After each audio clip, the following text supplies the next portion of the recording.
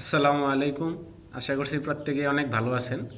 এখন আপনাদের দেখাবো এপিএসসি এর আশুগঞ্জ পাওয়ার স্টেশন কোম্পানি লিমিটেডে উপসহকারী প্রকৌশলী ইলেকট্রিক্যাল পদে যে পরীক্ষাটি হয়েছিল 19/5/2017 সালে মিস্টে তার ডিপার্টমেন্ট অংশের প্রশ্ন সমাধান।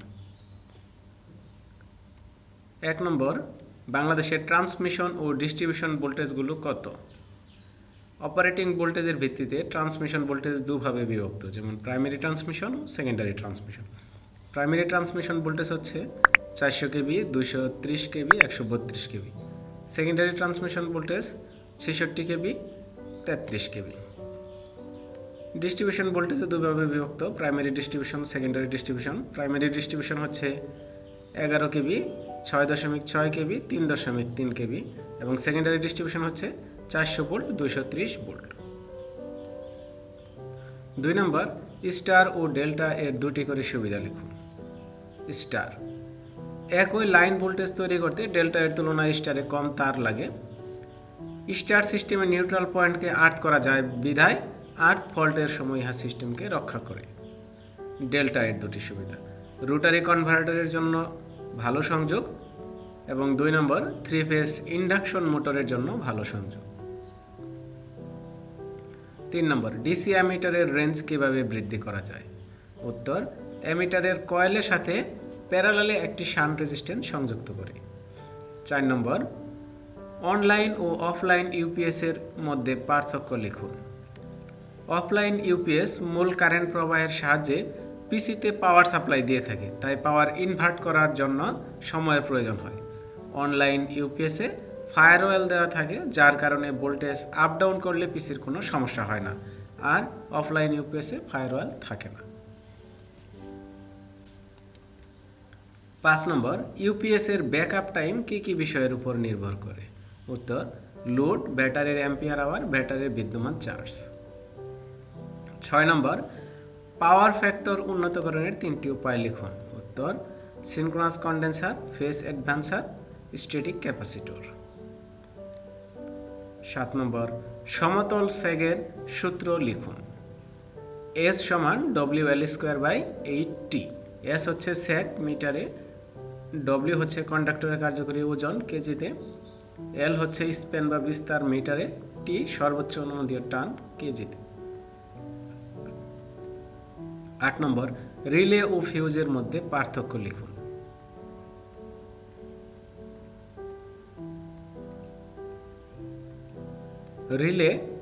রিলে সাধারণত উচ্চ ভোল্টেজ সার্কিটে ব্যবহার করে, ফিউজ লো ভোল্টেজে ব্যবহার করে। রিলে নিজে সার্কিট ওপেন করে না, তবে সার্কিটে ওপেন করতে গুরুত্বপূর্ণ ভূমিকা রাখে। ফিউজ নিজেই সার্কিট ওপেন করে।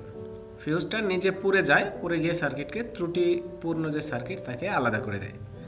রিলের অপারেশন থেকে লাইনের ত্রুটি সম্পর্কে জানা যায়, ফিউজ থেকে এই ধরনের তথ্য পাওয়া যায় না। রিলে অপেক্ষাকৃত দ্রুত ফল্ট শনাক্ত করতে পারে এবং দ্রুত সার্কিট ওপেন করতে পারে। ফিউজ রিলে অপেক্ষা দেরিতে সার্কিট ওপেন করে। রিলে এর গঠন ফিউজ অপেক্ষা জটিল, ফিউজ এর গঠন রিলে অপেক্ষা সরল। 9 নম্বর, নন লিনিয়ার সার্কিট কাকে বলে? উত্তর, নন লিনিয়ার সার্কিটে ভোল্টেজ ও কারেন্ট পরিবর্তনের সাথে সার্কিটের প্যারামিটার সমূহ, যেমন ওয়েভফর্মস, রেজিস্ট্যান্স, ইন্ডাকটেন্স ইত্যাদির পরিবর্তন হয়। অর্থাৎ যে সার্কিটে ভোল্টেজ বা কারেন্ট পরিবর্তনের সাথে সার্কিটের প্যারামিটার সমূহ পরিবর্তিত হয় তাকে নন লিনিয়ার সার্কিট বলে। 10 নম্বর, স্টার ও ডেল্টা কানেকশন কোথায় ব্যবহার করা হয়? 3 ফেজ সিস্টেমে স্টার ও ডেল্টা কানেকশন ব্যবহার করা হয়। 3 ফেজ যে ট্রান্সফরমার আছে, 3 ফেজ যে মোটর আছে, সেগুলোতে ব্যবহার করা হয়। 11 নম্বর, সিটি ও পিটি এর 2টি করে ব্যবহার লিখুন। সিটি, উচ্চ কারেন্ট এর মানকে কমিয়ে মেজারিং ইনস্ট্রুমেন্টের উপযোগী করা। 2 নম্বর, রিলে পরিচালনার জন্য। পিটি, উচ্চ ভোল্টেজকে কমিয়ে পরিমাপ করার জন্য উপযোগী করা। 2 নম্বর, রিলে পরিচালনার জন্য। 12 নম্বর, ড্যাম্পিং ফোর্স বা টর্ক কি কি? ড্যাম্পিং ফোর্স বা টর্কগুলি হলো critical damping, under damping, over damping. Switch গিয়ারের মূল উপাদানগুলো কি কি?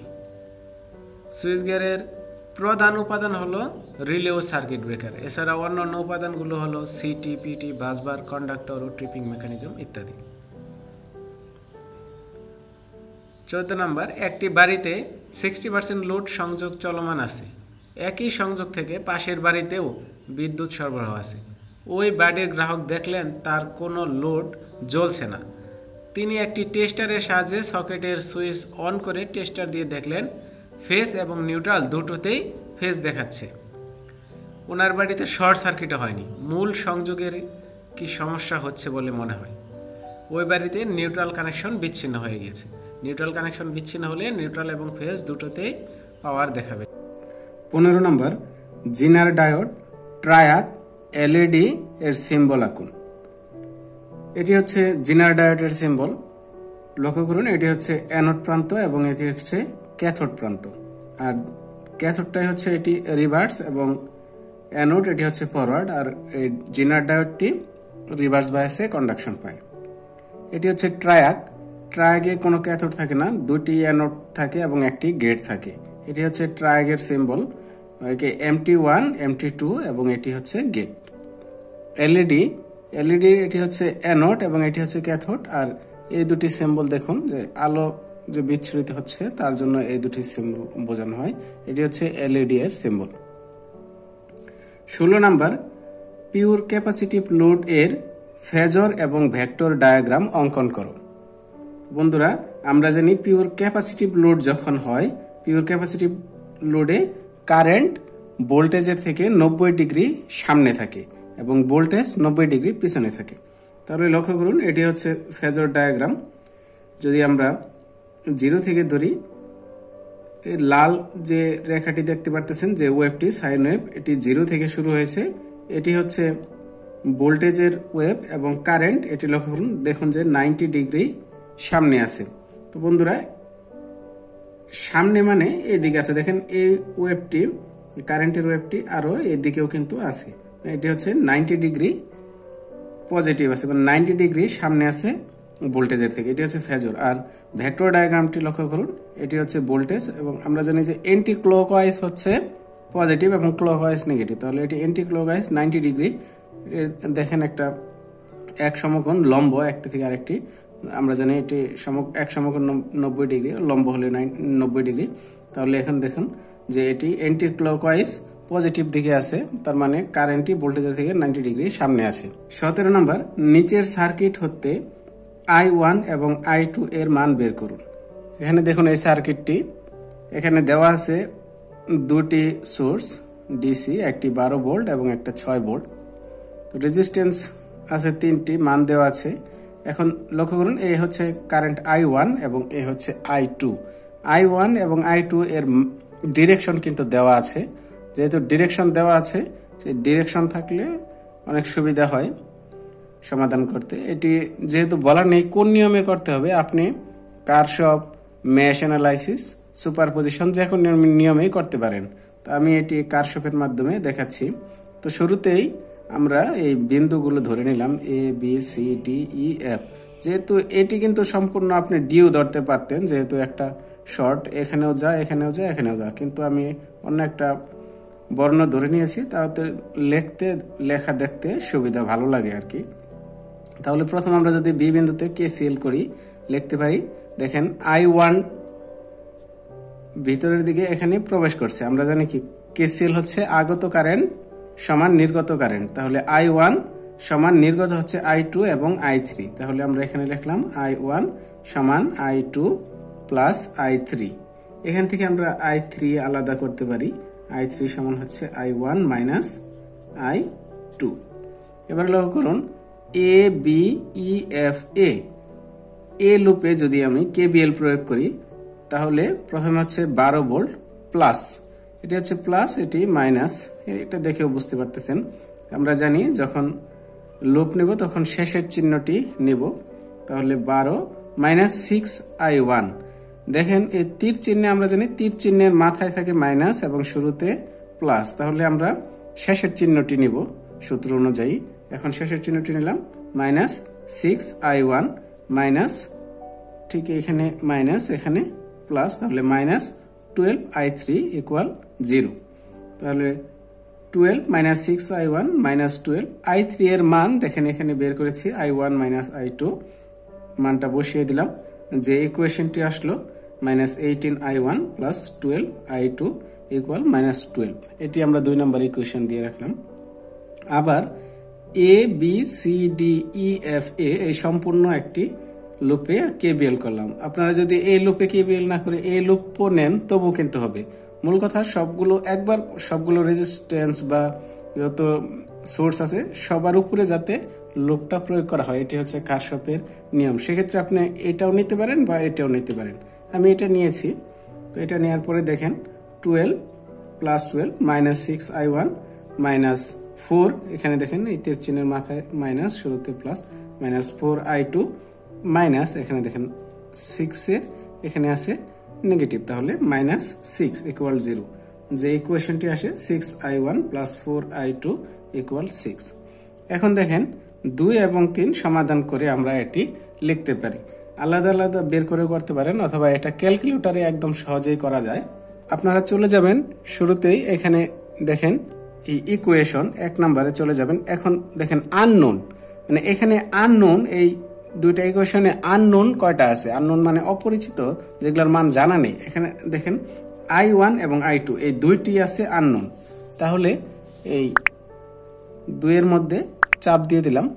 এবারে লক্ষ্য করুন প্রথমের জন্য এখানে দেখেন মাইনাস 18, এটা বসাবেন মাইনাস 18 প্লাস 12, তাহলে প্লাস দেওয়ার দরকার নেই, 12 বসিয়ে দিলাম।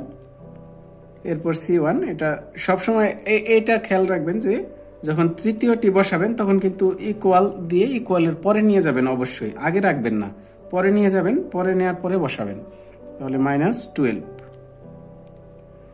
তারপর এই ইকুয়েশনে 6, 4 এবং 6। এবারে লক্ষ্য করুন x এর যে মানটি আসছে মানে i1 শুরুটা 0.8333 অ্যাম্পিয়ার এবং y i2 0.25 অ্যাম্পিয়ার। এটি হচ্ছে আনসার। 18 নম্বর, ফুল ওয়েভ রেকটিফায়ারের সাহায্যে জিনার ডায়োড ব্যবহার করে এসি কে পিওর ডিসিতে রূপান্তরের সার্কিট ডায়াগ্রাম অঙ্কন করুন। সার্কিটের লক্ষ্য করুন এখানে বলা আছে ফুল ওয়েভ রেকটিফায়ার। ফুল ওয়েভ আমরা জানি 2 ধরনের হয়, একটি সেন্টার টেপ এবং একটি হচ্ছে ব্রিজ। তো আপনারা সেন্টার টেপ দিয়েও দেখাতে পারেন অথবা ব্রিজ দিয়েও দেখাতে পারেন। আমি আপনাদেরকে ব্রিজ দিয়ে দেখালাম। যখন আমরা দেখেন এই ব্রিজ রেকটিফায়ারে 4টি ডায়োড ব্যবহার করা হয় আর একটি ট্রান্সফরমার, এটি হচ্ছে একটা step down transformer, step down transformer এবং একটি লোড ক্যাপাসিটর, এটি ফিল্টারের জন্য, এবং জিনার ডায়োড ব্যবহার করা হয়েছে পিওর ডিসির জন্য। এটি হচ্ছে লোড, এটি হচ্ছে সিরিজ রেজিস্ট্যান্স। তো বন্ধুরা লক্ষ্য করুন ইনপুট এসি সাপ্লাই দেওয়ার পরে ট্রান্সফরমারের সাহায্যে একটা ভোল্টেজ একে স্টেপ ডাউন করে কমিয়ে দেওয়া হলো। তারপর যখন লক্ষ্য করুন যখন পজিটিভ হাফ সাইকেল আমরা দেব, পজিটিভ হাফ সাইকেল দেওয়ার পরে ডায়োড D1টা কন্ডাকশনে যাবে। ডায়োডের আপনারা জানেন, আমরা জানি যে ধর্ম হচ্ছে এটা ফরওয়ার্ড বায়াস যখন পাবে তখন এটা কন্ডাকশনে যাবে এবং রিভার্স বায়াস এসে নন কন্ডাকশনে থাকবে। তাহলে যখন পজিটিভ হাফ সাইকেল আমরা নেব তখন কিন্তু ডায়োড D1টা কন্ডাকশনে যাবে এবং লোড হয়ে লক্ষ্য করুন এটি, এবং D3টা কন্ডাকশনে যাবে, এটি সার্কিট কমপ্লিট করবে। কন্ডাকশন হচ্ছে D1 ডায়োড এবং D3 এবং নন কন্ডাকশন থাকবে D2 এবং D4। আবার যখন নেগেটিভ হাফ সাইকেল নেবেন, নেগেটিভ হাফ সাইকেলে কন্ডাকশন দেখেন লক্ষ্য করুন D2 এবং লোড হয়ে এই D4 হয়ে সার্কিট কমপ্লিট করবে। D2 এবং D4 থাকবে কন্ডাকশনে এবং নন কন্ডাকশনে থাকবে D1 এবং D3। তাহলে আমরা যে আউটপুটটি পাচ্ছি এখানে কিন্তু ডিসি পাচ্ছি, D1 D3 পেলাম প্রথমটি, দ্বিতীয়টি পেলাম D2 এবং D4 এর জন্য, তারপর আবার D1 D3 এর জন্য, আবার D2 D4 এর জন্য। কিন্তু এই ডিসিতে কিছু এসি মিশ্রিত থাকে, ফিল্টার ব্যবহার করে একে ডিসিতে রূপান্তর করা হয়। ক্যাপাসিটরের সাহায্যে ফিল্টার করা হলো এবং এই জিনার ডায়োড ব্যবহার করে জিনার ডায়োডকে একটা ফিক্সড ভোল্টেজ সে আউটপুটে দিয়ে দেয়। তাহলে এটি আউটপুটে আমরা পিওর ডিসি পাবো। 19 নম্বর, নিচের সার্কিটের ফেজ ভোল্টেজ, ফেজ কারেন্ট এবং লাইন কারেন্ট বের করুন। সার্কিটটি লক্ষ্য করুন, এখানে সাপ্লাই দেওয়া আছে 120∠30 ভোল্ট এবং এই কানেকশনটি লক্ষ্য করুন, এটি হচ্ছে একটি ডেল্টা কানেকশন। এটি একটা ব্যালেন্স লোড, লক্ষ্য করুন প্রত্যেকটাতেই সমান আছে 10 ওহম এবং রিঅ্যাক্টেন্স আছে জে অফ 10 ওহম। তাহলে দেওয়া মানগুলো লক্ষ্য করুন, ভিএল দেওয়া আছে লাইন ভোল্টেজ, দেখেন লাইন থেকে লাইনে দেওয়া আছে 120∠30, এটা আমরা বসিয়ে দিলাম। এবং জেডপি মানে ফেজের, এই ফেজের যে ইম্পিডেন্স আছে 10 প্লাস জে অফ 10 ওহম, একে যদি আমরা পোলারে করি এই রেক্টাঙ্গুলারকে 14.14∠45 ওহম এটি আসে। এবং বের করতে হবে ফেজ ভোল্টেজ, ফেজ কারেন্ট এবং লাইন কারেন্ট। বন্ধুরা, এটি আশা করি আপনারা পোলারে করতে পারেন, আমি আপনাদের ক্যালকুলেটরে তবু দেখিয়ে দিচ্ছি। প্রথমেই মোড অপশনে চেপে কমপ্লেক্স মোডে যাবেন, তারপর এখানে বসাবেন 10 প্লাস 10 এই shift ENG shift plus equal, তাহলে যে মানটি আসে এটি হচ্ছে মান 14.14, শিফট দিয়ে ইকুয়াল দিবেন যেটি আসে অ্যাঙ্গেল, অ্যাঙ্গেল দেখেন 45 ডিগ্রি। এখন লক্ষ্য করুন, যখন ডেল্টা কানেকশনের ক্ষেত্রে আমরা জানি ভিএল এবং ভিপি লাইন ভোল্টেজ এবং ফেজ ভোল্টেজ সমান থাকে এবং আইএল লাইন কারেন্ট √3 আইপি। তাহলে প্রথম যে মানটি চেয়েছে ফেজ ভোল্টেজ, এটি কিন্তু আমরা পেয়ে গেলাম যেহেতু সেম ভিপি এবং ভিএল সেম, তাহলে 120∠30 degree volt. IP VP by ZP, এটি আমরা সূত্র জানি ভি বাই জেড আই সমান এসির ক্ষেত্রে। তাহলে এই মানটি আমরা বসিয়ে দিলাম এখানে। এই পোলারের ক্ষেত্রে ভাগটি লক্ষ্য করুন, এই শুধু এই ভাগটি করবেন এবং অ্যাঙ্গেলের যে আছে এই অ্যাঙ্গেলটা আপনি উপরেরটা থেকে নিচেরটা বিয়োগ করে দিবেন যদি ভাগ আকারে থাকে, তাহলে 30 বিয়োগ 45 15 ডিগ্রি। তাহলে আইপি এর মান পেলাম, এটা থেকে এটা ভাগ এবং এটা বিয়োগ করে দিবেন, তাহলে সহজ হবে। আইএল √3 আইপি ক্যালকুলেশন করলে 14.7∠−15 ডিগ্রি অ্যাম্পিয়ার, এটি হচ্ছে আনসার। 20 নম্বর, এটি ভালোভাবে লক্ষ্য করুন, পাওয়ার ফ্যাক্টর ইমপ্রুভমেন্টের ম্যাথ প্রায় প্রতি পরীক্ষায় এসে থাকে। একটি কারখানায় 250 কিলোওয়াট লোডে 0.866 ল্যাগিং পাওয়ার ফ্যাক্টর গ্রহণ করে চলে। যদি উক্ত কারখানায় পাওয়ার ফ্যাক্টরের মান 0.92-তে উন্নীত করা হয় তবে কত মানের ক্যাপাসিটিভ কন্ডেন্সার প্রয়োজন হবে। লক্ষ্য করুন, এই চিত্রটি এখানে মান বসিয়ে চিত্রটি অঙ্কন দেখাবো। cos θ1 এটি দেওয়া আছে 0.866, তাহলে θ1 আসে 30 ডিগ্রি। তাহলে প্রথম ক্ষেত্রে যখন এই আপনারা জানেন যে অ্যাক্টিভ পাওয়ারটি থাকে এই আনুভূমিক বরাবর এবং কেভিএ থাকে এই অতিভুজ এবং কেভিআর হচ্ছে এই লম্ব, তাহলে আমরা cos θ1 পেলাম 30 ডিগ্রি। এই 30 ডিগ্রি অ্যাঙ্গেল করে যে মানটি পাবো আমরা প্রথমে এই kVAR1। এবারে cos θ2 যখন 0.92-তে উন্নীত করা হবে, এর জন্য θ2 এর মান আসে 23.07 ডিগ্রি। তাহলে 20 দেখেন কালারটা আমি এই লাল দিয়ে দিয়েছি, এটা দেখে আপনি বুঝতে পারবেন। তাহলে যখন এই মানটা পাবো আমরা ভারের, সেটি হচ্ছে kVAR2।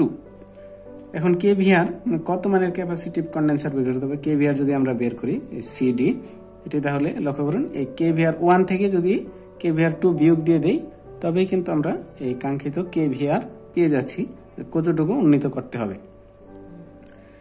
এখন লক্ষ্য করুন tan θ1 আমরা জানি যে tan θ সমান লম্ব বাই ভূমি, মনে রাখার নিয়ম হচ্ছে ট্যামসের লাস্ট ভাষায় লম্ব বাই ভূমি। তাহলে লম্ব হচ্ছে BC, যখন আমরা এই ত্রিভুজটি নিব যে এ বি এবং সি, ত্রিভুজ এ বি সি, সেক্ষেত্রে tan θ1 আমরা পেলাম kVr1 বাই 250। তাহলে kVr1, এই kVr1 এর মান আমরা ক্যালকুলেশন করে পেলাম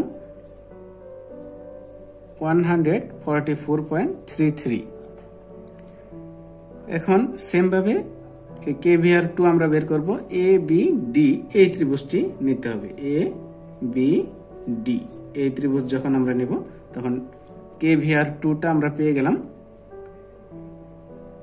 106.48। এখন যদি এইটি থেকে আমরা kVr1 থেকে kVr2 বিয়োগ করে দিই তবে কিন্তু kVr পেয়ে গেলাম 37.85 kVAr, kilo volt ampere reactive. এটি হচ্ছে আনসার। 21 নম্বর, সিরিজ রেজোনেন্সের ক্ষেত্রে প্রমাণ করুন যে f0 f0 সমান 1/2π√LC। এটি মনে করি যে সবাই পারবেন, খুবই সহজ। সিরিজ রেজোনেন্সের ক্ষেত্রে আমরা জানি XL সমান XC। XL হচ্ছে ইন্ডাকটিভ রিঅ্যাকট্যান্স এবং XC হচ্ছে ক্যাপাসিটিভ রিঅ্যাকট্যান্স। XL সমান আবার আমরা জানি 2πfL। F হচ্ছে ফ্রিকোয়েন্সি এবং L হচ্ছে ইন্ডাকটেন্স। XC সমান আমরা জানি 1/2πfC। তাহলে সিটা হচ্ছে ক্যাপাসিটেন্স। তাহলে F আর আমরা ধরে নিলাম, বা এখানে F0 আছে, এই F0 দিতে পারেন। F0 F আর মানে রেজোনেন্সের জন্য দেওয়া হয়, যেহেতু এখানে চেয়েছে 0 তাই 0 দিয়ে দিলাম। F0 স্কোয়ার সমান 1/, এটা এখানে নিয়ে আসলাম 4π²LC।